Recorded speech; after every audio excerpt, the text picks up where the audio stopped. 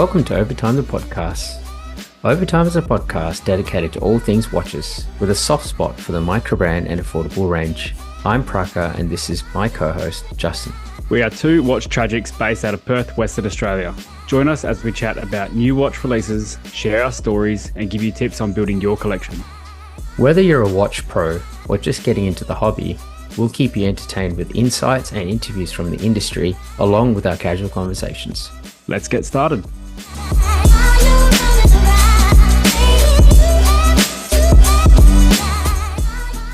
G'day listeners, how you going? Praka here. We have a very special episode, another guest to the show, a guest that has been on before, and we had such a wonderful chat and thought, yeah, let's do it again. I'd like to thank this guest for coming back on again. Really appreciate time. It is Matt Zillmann from Hz.02 Watches. How you going, Matt? Thanks, Praka. Not too bad. I've been really looking forward to this chat.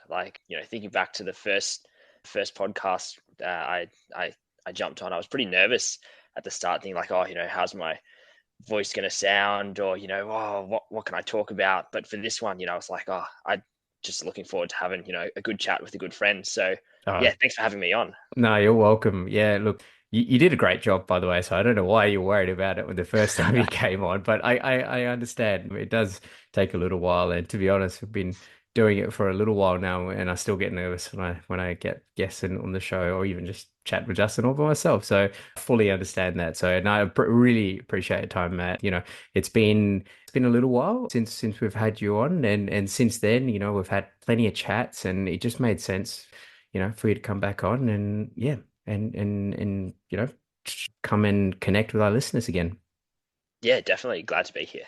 Awesome, mate. Awesome. All right, look, before we crack on with the episode, as we always do, what have you got on your wrist, mate? Yeah, so I guess, coming on again, we've got the Hz.02 chronograph launching on the 30th of November. I do have the Hz.02 chronograph, so I'll just very nice. Frame there, very nice. The one in black, but I'm sure we'll talk more about that a bit later. What about yourself? Beautiful.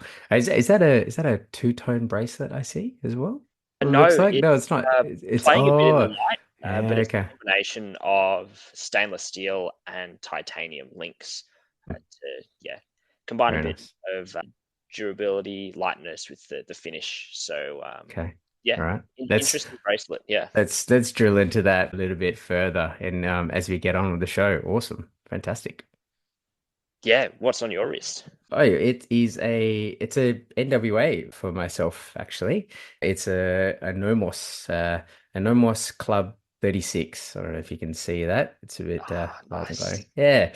It's been one of those pieces that I've it's been on my radar for a long time. Posted on Instagram and about it. I think it's been 2019 when I first saw the Club 703, but since then I've had 703.1, and I think I tried it on last year when I was in Europe at an AD in Copenhagen, and I was just like, as soon as I put it on, I was like, this is it. Like I need this, and it's been a little while coming, and I'm glad to have it on my wrist. Yeah, congrats on the new watch. It's such a nice, fun little piece as well.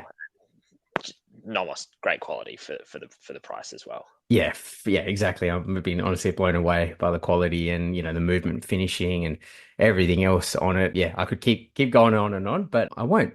I'll save that for another episode. But no, it's been great. So yeah, fantastic. Yeah, look, I guess we started about the Hz.02, and it's been a while since the Hz.01 came out. Now it feels like it's been almost a year now. Has it been? Yeah, coming off on about a year. We launched the Hz.01. The pre-orders opened in late January this year. So probably 10, 11 months. And the version 2 of the 01 was sort of around that mid-year, June, July. And then we're just now getting around to technically our second model, because I'm not going to count the version 2. That's just a few minor sort of upgrades and tweaks. Yeah. No, for sure. I mean, I'll be honest. When I was looking back at it, you say 10, 11 months, or even like a year almost, like it almost feels like a meteoric rise from when we first saw the Hz.01 to now. the amount of people who've got it on their wrists that we've seen photos of, and on Instagram, and being on the YouTube channels and everything else, and obviously I have an Hz.01 as well. Thank you very much. And it is a regular feature on my son loves it. He's taken it away from me. It's just it's such a fun little piece, but it's an everyday and it's simple, and I love it's been such a short space of time, yet you seem to have done so much, and now you've already come with your next model, and it's another heavy hitter. No, thank you. Yeah, it feels like it hasn't been a year, but at the same time, it also feels like it's been many, many years. I guess that's how much has been packed into the year. But I mean, it's all been thanks to the fantastic watch community, just from people on social media getting behind it. Yourself and Justin having me on the podcast. Some of the YouTubers out there, taking the time to sit down, wear the watch, and put together some stuff. Peter Kotzer and Yeah. Jody as well. It's just been fantastic, the whole watch community. So really everything that H said has achieved to date and will achieve in future is all thanks to the community. Yeah, no, that's awesome. I think it's also a testament to yourself as well, mate. Like, you didn't sit there, you didn't rest on your laurels. People gave you feedback for the version 2, and you took it on and you upgraded it and you did it. And it wasn't, sometimes I think having that iterative process is worth its weight in gold. Yeah, definitely. Yeah.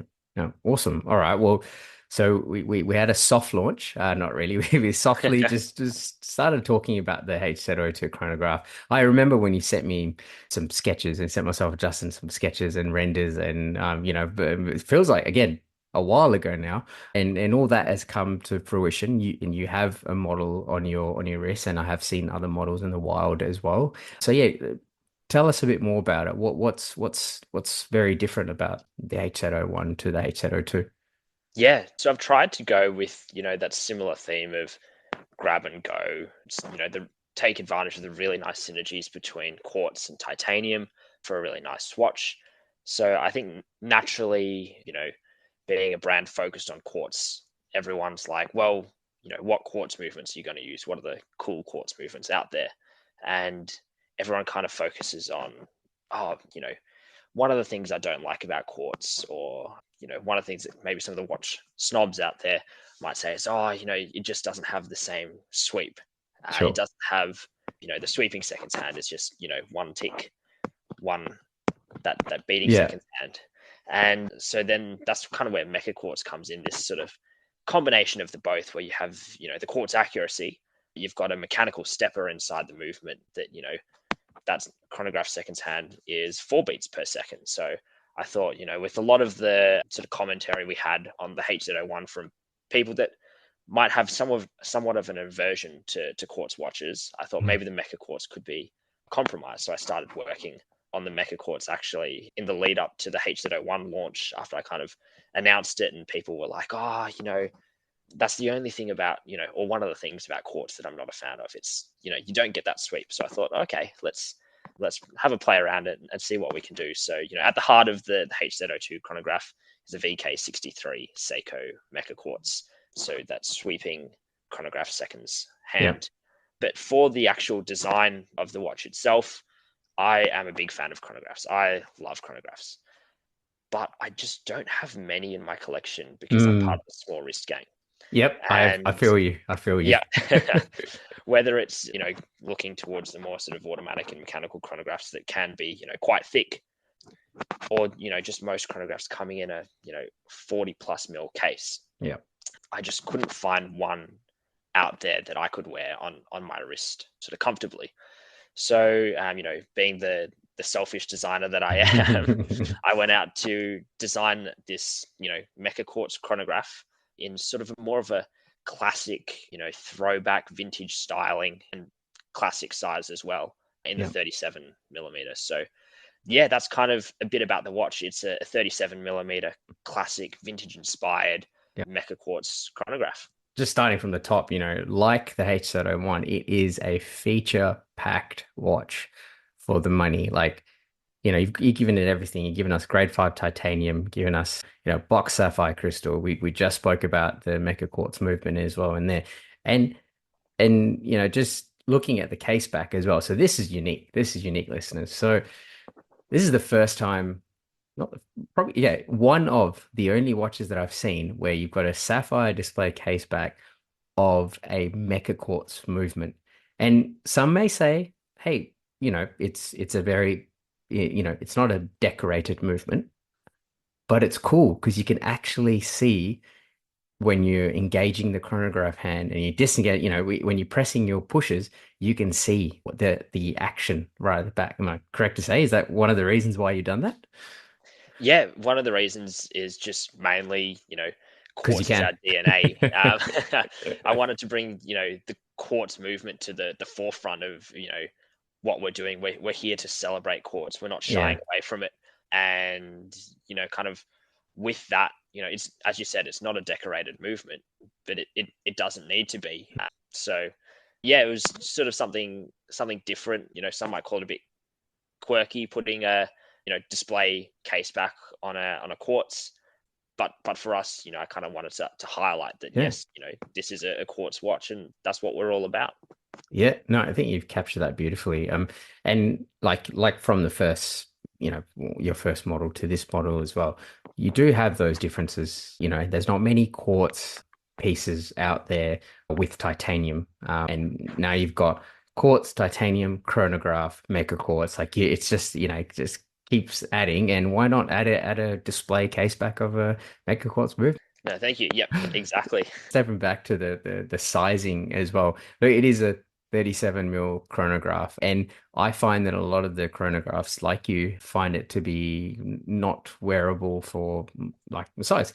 But in saying that, it's still a 43 mil lug to lug, so it's still not, even for people that have bigger wrists, it'll still look quite nice on their wrist. It may look a bit more like a classic look, right? Like something a Yep. bit more back in the ages. Yeah.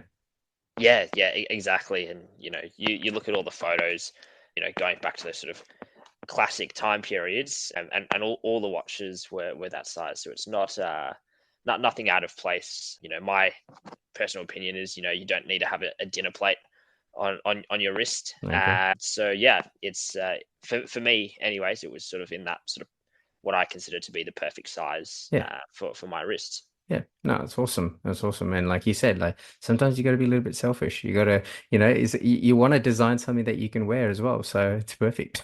Yep, exactly. No, awesome, awesome. Oh, you touched on the bracelet before, and it's a beads of rice. Beads of rice just reminds me of a vintage era. Like every time I see beads of rice, I think like the old Doxa subs, or even like the old Seikos as well. That had all the beads of rice in the 70s and 80s. It just it just brings it back to that sort of vintage era. But yours is a bit different, right? I mean, we're talking about titanium case, so you're going to have titanium, but you've also got steel in there as well. So can you walk me through your process? How do you get to that? Yes. So my favorite type of bracelet is the beads of rice bracelet. Just going back to sort of that vintage classic styling, it's just iconic. As you said, the Doxa sub, that bracelet is phenomenal. Yeah. So when I set out to design the Hz.01, I actually wanted to put it on a bracelet, and I trialed a lot, probably too many, but a lot of different titanium bracelets for the Hz.01. And at the end of the day, I just couldn't find something that I was happy with. Whether it was, the design or the machining, Mm. it was just not 100% there. So, the Hz.01 was released on the strap just because I felt, the cost to manufacture a titanium bracelet would, probably wouldn't be worth the sort of money that was going into it. Sure. It would kind of blow It would push it up to a push different, up the yeah, cost to a sort of a for different level, as well sure. as it would have been releasing something that I myself would not be 100% happy with. So Yeah. that Yeah. immediately ruled it out. So this titanium bracelet has been on my mind, for ages, going back to when the Hz.01 was first being designed. Yeah. So I kind of carried that over with me, like, I couldn't get this titanium bracelet right. Let me try again. Yeah. I was probably a bit stubborn thinking, the beads of rice. It's got to be a beads of rice. Sure. And again, trialed quite a few different designs, a few different ways of going about the bracelet, the beads of rice. And it's, titanium, it's a bit more when you compare it to stainless steel, especially, if it's an oyster bracelet, it's not too bad. Mm. But if you compare it to, you know, a Jubilee bracelet or where something. you're Yeah. like a Jubilee kind of thing, Yeah. doing it in titanium, it's always going to be a tiny bit more like janky or rattly. Yeah, So one of just the nature of the material. Yeah. That's right. Yep, the Mm. nature of the titanium. So Mm.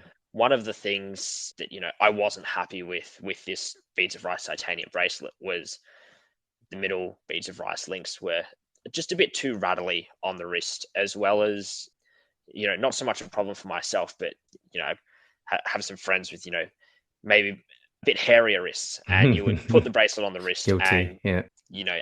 as you'd rub it, it wouldn't pass the hair test where Yeah. it would start waxing your wrist. So that bracelet was just scrapped, and it was sort of a Hail Mary, thinking, well, my main issue with this bracelet are those middle of the links, the beads of rice in titanium. But what if I were to make them, stainless steel? It would offer, number one, a better finish because it's easier to finish stainless steel than titanium. Yeah. Number two, it would actually be more cost effective. And then number three, you might get those links a bit tighter, a bit less rattly using the stainless steel. So I kind of went, is this something we can do? Let's try it. Tried it, got the first samples, and was actually quite blown away by how good it Yeah. felt on the wrist, and it ended up solving all of the above issues. So it's probably something that you haven't seen before, a Definitely not. hybrid bracelet with titanium and stainless steel, but that's kind of what we've opted for the Hz.02 to be Yeah. able to bring a really, what I think, good value for money bracelet to the market on this watch, with this sort of vintage styling, with a milled clasp, with micro adjustment for under 250 US dollars. Yeah, that was sort of, it was a great value for money option. Yeah, looking at the bracelets pictures here and just walk me through it then. So you've got your, I guess, the middle section, which is the rice. So that is steel, and the Yes, outer sections, which is more, I guess, the more traditional links on your bracelet is titanium. correct. Yeah, yeah. And that goes for really well because your steel is obviously polished and your titanium is your, your I guess your brushed titanium finish that you'd get in your brush. But you've also got on your case itself, you've got a mixture of brushed and polished, and it just works. Well, gotta go ahead and say it just looks very seamless. The design just seems to fit really well. Yeah, thank you. Glad to hear. Yeah. No, it's just good to see like the thought process behind, the design. Sometimes it's not easy to come up come across what exactly, your process was by just showing photos or just having a look. Sometimes talking through that, it's like, oh yeah, now it makes sense. It all clicks. So it clicked for me, and hopefully listeners, when you're listening to this as well, and you're looking at the photos that I'm going to leave in the links in the show notes as we do every episode. Check it out and listen to what Matt's saying, and then have a look at the photos. You'll know exactly straight away what he's talking about. All right. Well, spoke about the case. We spoke about spoke about the movement. We spoke about the bracelet. Now let's have a little bit of a chat about the colors, because I remember last time we talked about H01, you said you had all these swatches of all these different colors, and it took you so long to get down to what you wanted. And you've started off with 5 different models, and. Yes. And if I'm just putting it out there. I feel like there might be different colorways coming around in the future, but I'm just putting it out there. I don't have any insider information, listeners, but yeah, talk us through this. How'd you get to this? Yep. So some are quite simple. You've just got the black or Yeah. the black panda dials, Hmm. and then with the success of the Hz.01 colorways, the blue, the green did phenomenally well, much better than I expected, and so I was like, blue, green, it's a must. And then playing around a bit with the sort of black panda. Hmm. Uh, I was trying different, trying to be a bit fun with some different color swatches on the Panda, and kind of stumbled across the blue Panda, and I went, hey, that looks really good. Yeah. So that one, it was going to be just the four, and then the blue Panda was kind of added on one late night playing around in Photoshop. Nice. No, I really like the blue panda. It's I'm gonna go ahead and say it's probably one of my favorite colorways you've got there. So very nice, nicely added on. And sorry, just another thing I was picked up on as well is I think we did speak about this when you did show me prototypes last time was the logo. Very first model, you didn't have your logo on the dial. You had the 36, I should know this off the top of my head. What's that number there? You got 32,768 hertz written down, which is obviously the oscillation frequency. But now you've opted for your logo. Yeah, and it was one I played around with a bit, and the main reason for leaving the logo off the Hz.01 dial was just with the day date. It was just a bit too clunky having to kind of ram a logo in there, and I didn't want it to upset the balance of the dial. But here in the Hz.02, it actually works out quite well to balance those three subdials. So yeah, it was almost natural that the logo made a feature, and yeah, with the sort of dial, the composition of the dial, with that sort of honeycomb pattern, a bit harder to print a logo on the face or to emboss a logo.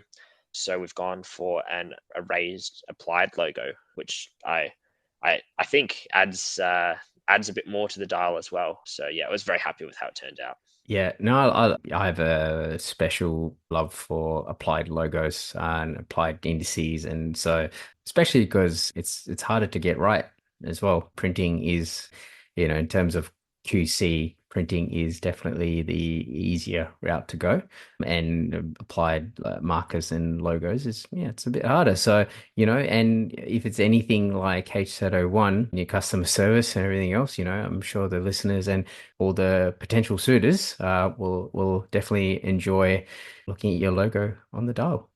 I hope so. All right. Well, look, we've spoken a lot about this watch, and I'm really excited for it. Really excited to see it on people's wrists, and let's talk about how do we get these on people's wrists, and how can people go and get these? Yeah, great question. So we are opening up the pre-sale on the 30th of November at 8 a.m. Australian Eastern Daylight Time. So there'll be some more information on the website for anyone around the world. They'll be able to kind of see what that might equate to in their time, and they'll go live pre-sale price at $249 US, 379 Australian dollars for anyone in Australia, and that price will be valid for the first 48 hours. So Yeah. one of the beauties of this sort of pre-sale is that whilst we have started manufacturing already and we've started the full production run, if we're not limited in quantities because we have that time until late February when we will be delivering. So if we do end up having one colorway over ordered than what we've actually started producing, we have enough lead time to be able to produce more. So that's for our stock management, it makes it a tiny bit easier. We can offer a better price because we hopefully don't have as much lying around, and that's Overage, yeah, better value for money for all of our supporters. Yep. And it also ensures that no one is going to miss out. You don't have to, if it's the middle of the night for you, you don't have to stay up, click refresh, and then damn, Missed they're all out. gone. Yeah, Missed yeah. out. You've got a 48-hour window. Every order, any order, anyone can come through, and we will take the order and produce the watch. So Fantastic. don't want to, if someone wants to wear one of our watches, I would love to make a watch for them. So yeah, Yeah. really excited for this one. That's awesome. I mean, I love the concept of the pre-order window. I think we've spoken about this. There's been a couple of brands who've started doing this because I think the whole, missing out, the comes on sale, you click it, by the time you add it to the cart and it's gone, and it drives me. I think Justin definitely drives Justin mad. He's missed out a couple just on Yeah, on like that. And the I've been pre-order a went, victim as well. yeah, exactly. The pre-order would just make sense. I mean, anyone who wants to buy it can, and like you've already accounted for overage. You're able to supply, and your lead time's going to be okay. And you're ordering in a couple of months, and you're going to have a beautiful watch in your hand. So awesome. Again, I'll leave the links to the show notes so listeners check it out. And like always, I'm sure if you got any questions, any further questions, I mean, there's literally all the descriptions, specs, dimensions, everything written on the website already. But if you do have questions, hit me up or hit Matt up. I will also obviously leave Matt's details in the show notes as well.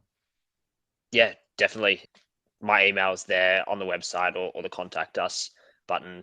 One of my favorite things, about you know just working in the sort of micro brand space is just being able to chat to fellow watch nerds and collectors. So yeah, I get very happy when people reach out and we can chat watches. So if there is any questions, please do.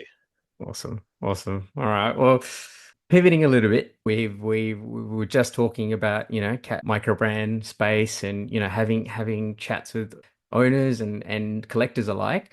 I got to ask you about the most recent fest that you were part of.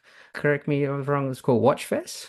Yes, that's correct. Yeah. So Watchfest 5 was on earlier in November. Actually, there still might be a few events going. It's one of those where it's kind of like a few week long festival. But for the micro brands, we took part in something called Convention Day, which was on one of the first Saturday of November up at the State Library in Sydney. Mhm. We all set up our, as you do in a watch fair, your tables, your booths, and display some watches. And people come through, and we can just chat with fellow watch collectors. So yeah, it was a great success for us. It was a really well run event. So no, thank you to Paxton who put it all together and invited us to come along. We'll definitely be up there next year, Awesome. and yeah, can't wait for future fairs. But it was yeah, great experience. It's always kind of surreal. All these people want to chat to me about watches. It's very very fun. And yeah, the only thing kind of I was upset as a watch collector about was great for the brand. It Yeah. was so busy that I unfortunately didn't get a chance as much as I wanted to go over to the other Oh tables and try on no. all the other watches and kind of see what will be the next one for my collection. But Yeah. that always means it's a good day with It's a good where problem to have. it's a good problem to have. But Yep. yeah, Yep. I wish I had another 30 minutes to go around and see all of the great watches that were on display. Yeah, no, that's fantastic. And hey, when you guys in WA, you know who to hit up, and you can I'll watch store for a bit. You can go and have a chat with the other guys and pick out another Yeah, it piece. sounds good. Yeah, no, it's cool, and sounds like an awesome event. There was a couple of friend of the shows there as well. I think it was a Pete and Jody was there as well, and was that artisan straps as well. The awesome to see. It's great to, I guess, keep that community growing. Yeah, it's a fantastic community, and yeah, I was really really impressed with all of the brands, coming out of Australia. It's good to see the microbrand scene in Australia starting to kick off. We've got that wristwatch check event we Correct. had Mm, earlier this year. I can't say too much, but there's some exciting things planned in future for that one. mm. Then Watchfest as well, and then these the Australian micros going from sort of strength to strength, pumping out some really really good models and Yeah, really good quality watches. So yeah, we had Peter from Second Hour there. that's We right. had Susan from Susan, that's Galvin. right. Hmm. We had Dave and Sid from Ocean to Orbit, Jody and Stephen from Erebus, and countless other brands that I'm probably forgetting to name. Yeah, And one of the highlights for me as well was chatting to Ivan from Vario right. as well, seeing some of his watches in the flesh. Yeah, awesome. No, it's good. It's good.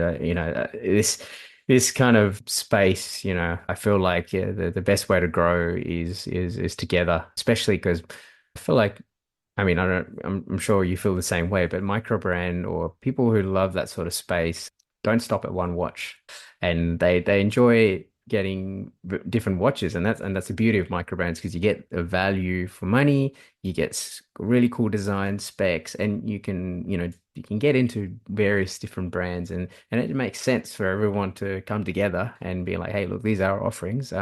And yeah, just I guess working as a team as well. Obviously, you each to your you are your own brand, but being together to showcase it is special.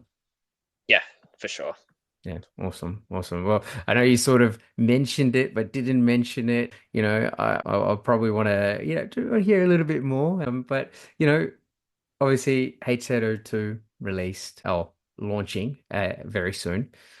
What's next in the horizon for you? Yep, yep. I like it sneakily trying to get a little exclusive.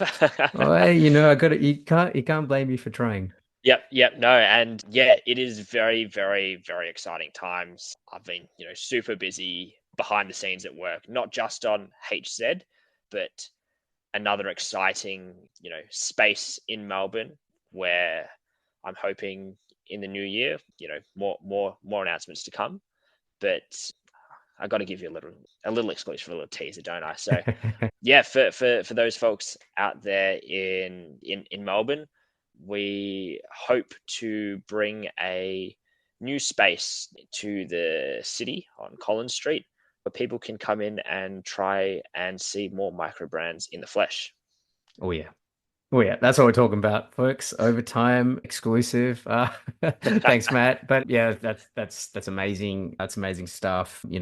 It's like I said, within a space of a year, you've launched your brand, you've hit two models, and we're talking about space here as well already, and it's huge. And yeah, credit to you, really. I No, mean that. thanks, Praka. Yeah.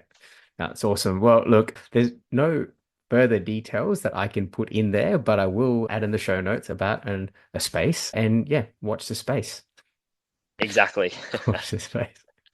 Awesome, awesome. Look, everything so far we've touched on HZ and what you've always said in the previous time we had a chat and every time since is that not only are you an avid microbrand owner, you're also a collector as well and you love watches no matter what brand, you love all these different watches. So of course I've invited you today to also have a chat about some a bit some of the stuff that's been happening in the watch space. So I thought maybe let's have a chat about a couple of new watch releases that's other brands as well. Yeah, yeah, been looking forward to this chat. Yeah. So the first one I want to chat. It's been a little while actually since this has been out. In the watch world, it seems like it moves so fast, doesn't it? It's like a It watch does. watch can come out last week and it's already old news. And this is a brand, I believe, based out of the Netherlands. Or no, I take that back. Based out of Sweden, Stockholm. This is Main Watches. Now, this is their Lunar Classic 36, not to be mistaken with their Manhattan, which is every every man and his dog in the watch world seems to say that's the better version of the Patek Philippe Cubitus. But I'm not going to go there. Yeah, well, they did have a very, very successful little launch there. 158, 59 seconds from memory. The Manhattan selling out in, I think, just in the past week or so. So, Wow. Oh, yeah, because yeah, they did a restock, didn't they? And then yes. yeah, smart. Hey, fantastic. They jumped on the Yep. they said, oh, you know what? We've actually made this model, but our own version before the Cubitus. Here we go. Yeah. So, but we're not talking about that model. We're Yes. talking about the Lunar Classic 36. What I one because I really like the look of it, but I thought it also, in that frame of little wrist, or a tiny wrist gang. This is a 36 mil moon phase, very classic watch. And, I would love to hear your take on this. Yeah, when I first saw this watch come out, I had it bookmarked and I definitely really considered it. I guess the first thing that stood out to me, as someone who's been bitten by the sort of watch collecting bug and kind of has the disease is, as collectors, we often kind of think about, check boxes in the collection, or, I've Mm. got to tick off this box, I've got to tick off this box. And for me, anyways, I've never really been into moon phases, and I've actually never really had many in the collection, and certainly not one that's, stuck around long enough to be of note. So kind of when I saw this paired with this, very much Universal Genève sort of pole router inspired Yeah. dial, I was like, this is, very, very clean and done very, very nicely. It was a strong consider, but my wallet did say no. Yeah, unfortunately, that wallet keeps holding me back as well. But yeah, I completely agree with what you're saying. Like, it's so much to like, and especially like you say, the vintage aesthetic of the dial it's oozes like it, yeah, very Universal Genève pole router, and just yeah, a lot of 60s. I'd say on the 60s, probably 70s sort of design language in there as well. And even the on the outer, so not quite the minute track, but on the outer concentric circle of the dial with all the lines as well. I don't know why it just reminds me of like an old those old blinds that you had, that not paper blinds. I'm saying a horrible way of describing this, but like a really, like, I don't know, vintage blinds. Is that a weird thing to say? It reminds me of vintage blinds. No, I get it. I get it. I definitely see where you're going with it. Yeah, yeah. I'm no designer, guys, as you know. I'm just a guy who likes watches. But yeah, it's yeah, I myself don't have a moon phase as well. So I always find moon phase watches fascinating. There are a lot of useless complications out there, and for me, moon phase is definitely one of them. But useless doesn't mean not beautiful. This is definitely beautiful and definitely rate it. Yeah, yeah, for sure. And now that you've brought it up, it might sneak its way back onto onto the Hey, potential future list. there you And go. yeah, something about, I love a dial with the crosshairs. It's just Yeah, mm, just a bit, yeah, classy. I don't know yep, why. Yeah, just classy. And yeah, the indices are clean, nicely. It looks like a mixture of like polish and just the way that it's been cut as well. It looks like it would dazzle in the light. And I think I saw a video on Instagram of them doing a wrist roll with that bracelet. It just sort of, yeah, dazzles everywhere. So a bit blingy, definitely. yep. And with Maine being, kind of all the hype, all the rage right now with the Manhattan, this is probably one that you can grab and don't have to battle with everyone in the restock. Yes. I do believe it's still available, but I might be wrong. That's kind of me maybe hoping it's still available. And Yeah. if I'm not mistaken as well, I think in Dutch, Main means moon, so it's probably closer to Yeah. the brand kind of story than the Manhattan anyway. So for Mm. those that haven't seen the watch, I definitely recommend taking a look, because the design, for me, in just one word, I would just call it cohesive. Mm, yeah, no, perfect. Yeah, you're right. And yes, it does. Main means moon in older Dutch. So yeah, bang on. And it was, yeah, it just pulled, yeah, cohesive is a great way of saying it. It all seems pulled together. Everything's come in really well. And yes, I will leave the link in the show notes. Everyone check it out. It is available to pre-order at the moment. I think there's shipping around in May 25. So if you're interested, check it out. Cool. All right. Well, I had another one, another microbrand, of course. I love shouting out microbrands. This one is an Italian microbrand, and this one is different as well. You don't see much of this style even in mainstream brands, let alone microbrands. It is the Echo Nutra Rivanera. It is a tank style watch.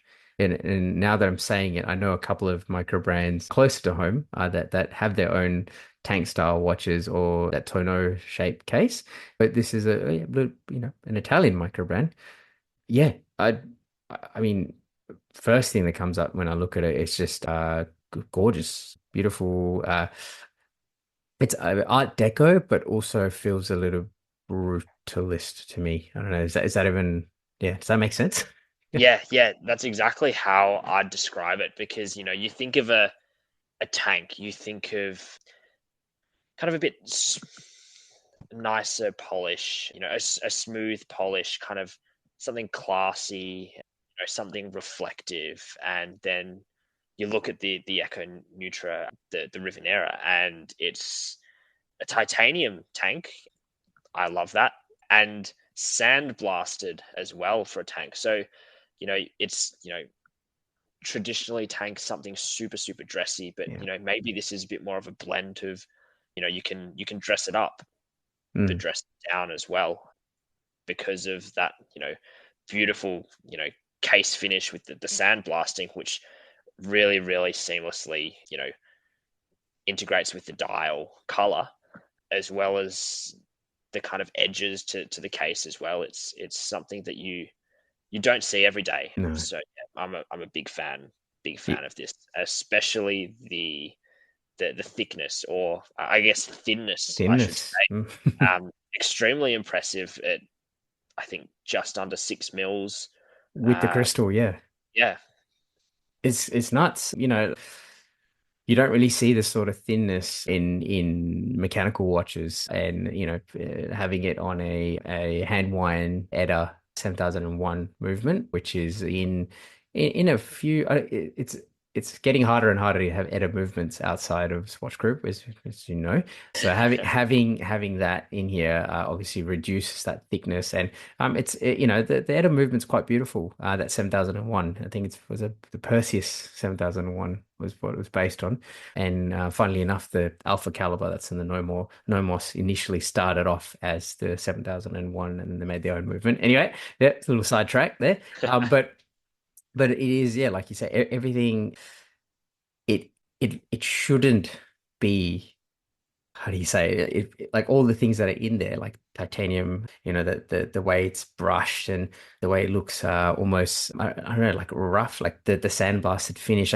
It doesn't feel like it should belong in a dressy piece, like a tank style dress piece, but it works, doesn't it? It just works.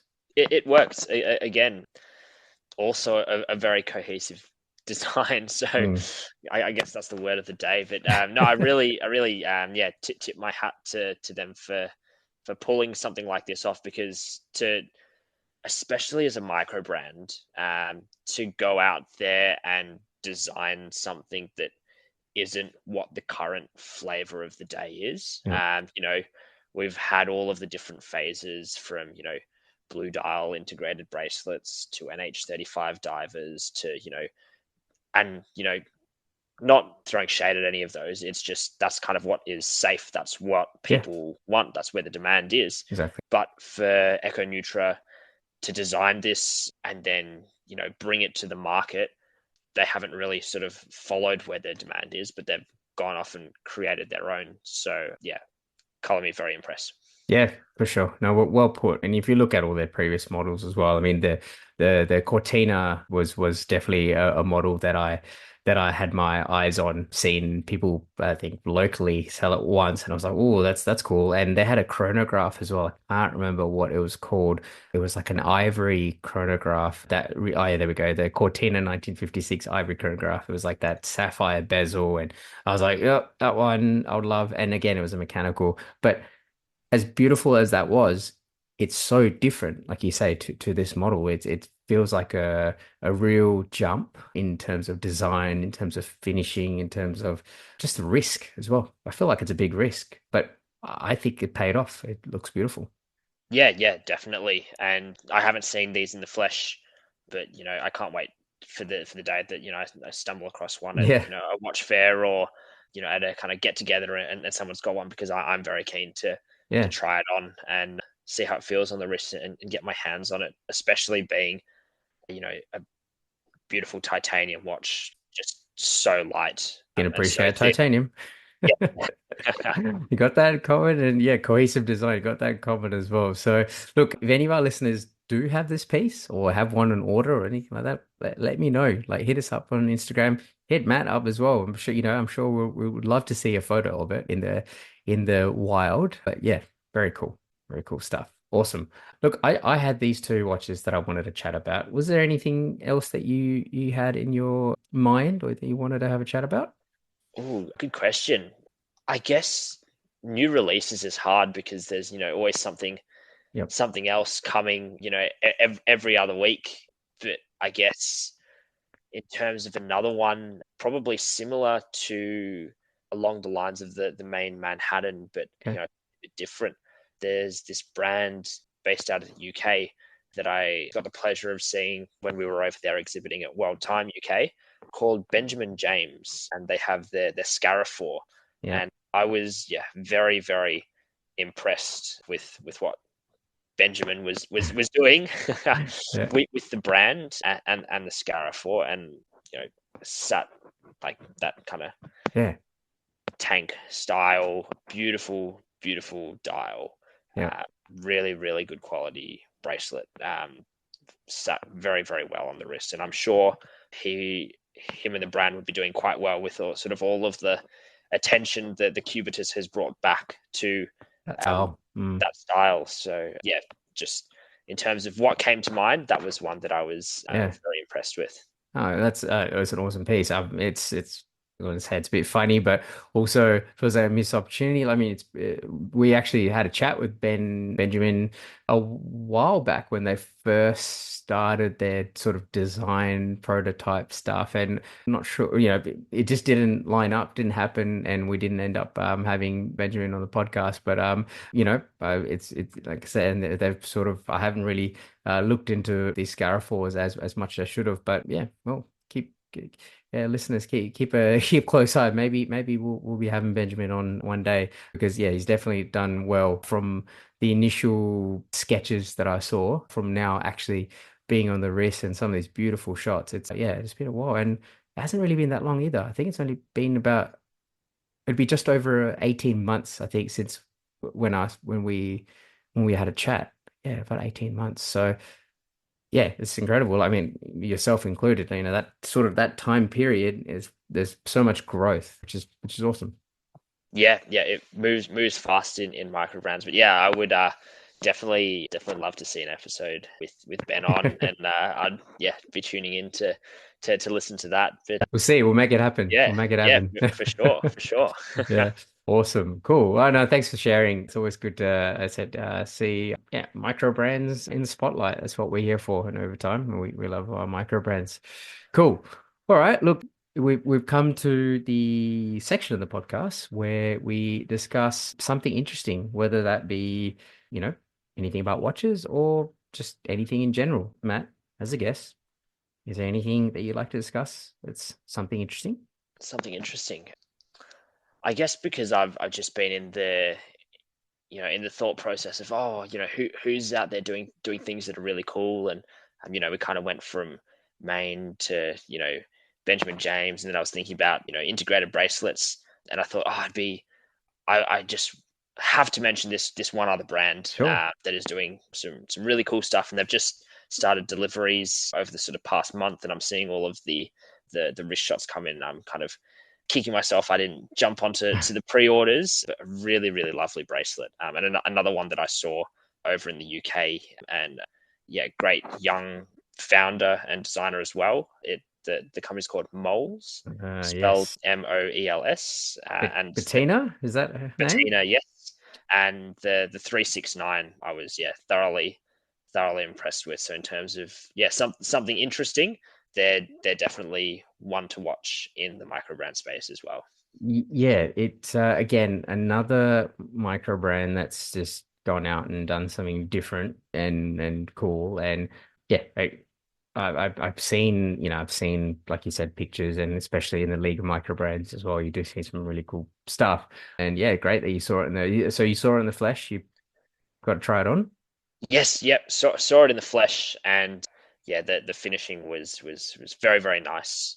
And I'm seeing all the wrist shots come through now, and I'm like, I this is very cool Yeah. what they're doing. Yeah. Nice one. Awesome. Well, again, we'll leave the link in the show notes so people can check it out and yeah, and share the love. Share the love among all these brands we spoke about, especially H said. All right. Look, I'll have a chat about something that's not watch related because I always, that's what we do, me and Justin. So one of us will talk something watch related, some of us will talk something that's yeah, not quite watch related. It's just a show that I've been watching on Netflix, and it is the again, I'm not sure. Are you a sports fan? Are you a big sports fan at all? Very, very much so. Okay. And Do you know what I'm gonna talk about? are you going No. towards Ted Lasso or No, I do like no? Ted Lasso, but no, Oh, that's Netflix. No, is this the basketball? yes, Yes, yes, yes. yes, yes, yes. That's right. The starting this was starting five. Yeah, I'm a big basketball and football, round ball, soccer fan. So it's always between one or the other. And yeah, I just love watching all these sort of sports documentaries. I mean, I remember the Last Dance, the Michael Jordan documentary, and that like drove a new wave of all these guys who have busted up knees and ankles going, you know what, let's get back on the court, let's do it. And I myself included was one. I remember when that happened, we a bunch of us at work set up it was myself and someone else, another colleague of mine, and we said, "Hey, you've been watching and stuff. Yeah, I've been watching stuff." And I think that was sort of like working from home. COVID restrictions sort of started lifting, and then we started going back into work. And then they were like, "Hey, we should do something like this. We should have a tournament. Wouldn't it be cool if we did like a inter, like company tournament?" And everyone's like, "Yeah, let's do that." So we ended up having on the top of my head, I think about 10 or 12 teams of three, so 3-on-3 basketball tournament. And we had this whole thing set up and, had tables and, like round robins, and then went into knockouts. And as usual, like so many injuries. Like I tore ligaments in my ankle. People, got hurt with the hip injuries, elbow injuries, you name it. It was injuries galore. Definitely wasn't sponsored by, I mean, HR made it very clear that this is not a work sponsored event. This is this is, but it was, yeah, it ended up being this whole thing. And yeah, and we bought trophies and, the rings, the NBA ring style stuff. And yeah, it was a whole thing. And anyway, awesome. It was such a good time. Sorry, I went off track there, but the starting five on Netflix basically it's yeah, it just follows them in the background. You hear they're mic'd up, you hear all this cool stuff. And yeah, I mean, it's not the Last Dance. Last Dance was awesome, but it's cool. It's nice to see another sort of sports documentary out there. Oh, that sounds so good. Are you guys hiring? Unfortunately, that was in my previous workplace, Ah, and yeah, that was it was one of those was it core memories, you won't yeah. forget. Well, I definitely won't forget when my ankle ligaments getting torn though. But anyway, aside from that, it was good fun. It was good fun. I was back for the very final game. I was out there reffing, or I don't even know what I did, reffing or coaching or something, or pretending to be. Yeah. Anyway, it was good fun. Yeah, so yeah, that comes to the end of the episode. The time has absolutely flown by. Can't believe yeah, doesn't even feel like that long. But you know what they say, time flies when you're having fun. Definitely. So again, thank you so much for joining. I really appreciate it. And for those who, yeah, if you don't know already now, where can we find you, Matt? Yep. So we're on Instagram at hz.watches, or you can find us on our website, www.hzwatches.com.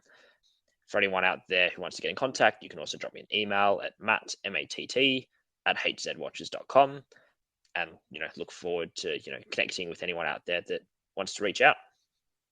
Fantastic. I will leave all that in the show notes so listeners can connect. And yeah, thank you very much, Matt. Appreciate it. No, thank you very much for having me on and taking the time to chat. It's always good fun, and can't wait for the next one. Awesome. No, neither can I. No, always a pleasure to have a chat, and we'll continue our chats, our regular chats as usual. Definitely. Cheers. Thanks, Praka. Thank you. And yeah, there's nothing else. We'll leave it right there. Cheers. Thank you for joining us on Overtime the podcast. We hope you've enjoyed the episode. You can find us on our Instagrams at Overtime the Podcast, at Kinda Average Watches, and at Horology Capture. We appreciate the support and value your feedback. If you have any questions, suggestions, or topics you'd like us to cover in future episodes, please hit us up. We would love to hear from you. Until next time.